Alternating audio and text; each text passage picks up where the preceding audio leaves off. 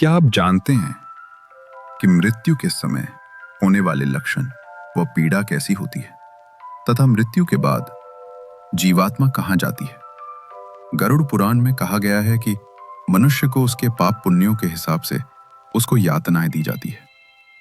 अर्थात जब जीवात्मा अपने कर्म भोग के कारण अपने शरीर का परित्याग करती है, उस समय मनुष्य के साथ क्या घटित होता है, ये सब हम अपनी इस प्रस्तुति के माध्यम से बताएंगे। मनुष्य संसार में जन्म लेकर अपने पूर्व जन्म में किए गए पुण्य और पाप के अच्छे और बुरे फल को भोगता है।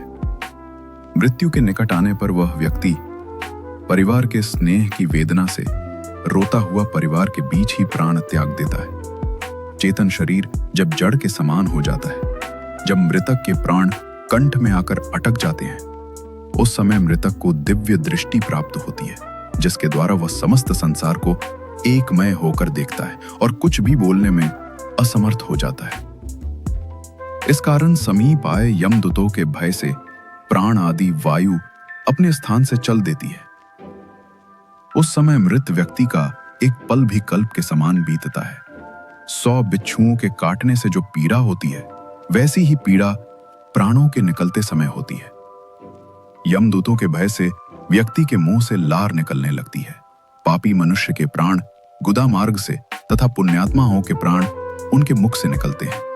प्राण निकलते समय प्राणियों को यमदूत मिलते हैं, जो क्रोध से लाल नेत्रों वाले, भयानक मुख, पाश और दंड लिए नग्न शरीर, दांतों को पीसते ऊपर को उठे केश वाले और कौए के समान काले टेढ़े मुख वाले विशाल नख रूपी शस्त्र वाले यमदूत वहां आकर उपस्थित रहते हैं। उन दूतों को देखकर प्राणी भय से मल मूत्र त्याग करने लगता है और हाय हाय करता हुआ वह जीव शरीर से निकलकर अंगूठे मात्र शरीर को धारण करता है और वह मोहवश अपने घर को देखता है। उस अंगूठे के समान शरीर के गले में रस्सी बांधकर इस प्रकार ले जाया जाता है जैसे अपराधी व्यक्ति को राजा के सिपाही पकड़कर ले जाते हैं।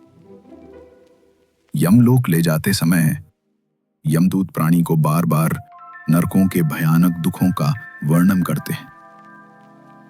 वो कहते हैं, हे दुष्ट, तू शीघ्र चल, तुझे यमराज के घर जाना है। शीघ्र ही हम तुझे कुंभीपाक नामक नरक में ले जाएंगे।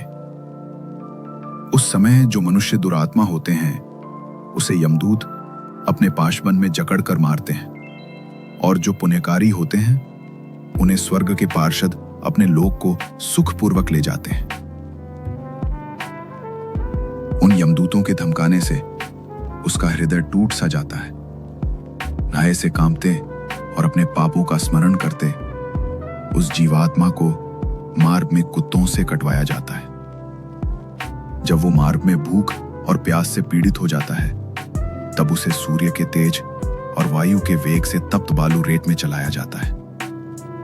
वो छाया और विश्राम रहित मार्ग में चलने से असमर्थ हो जाता है।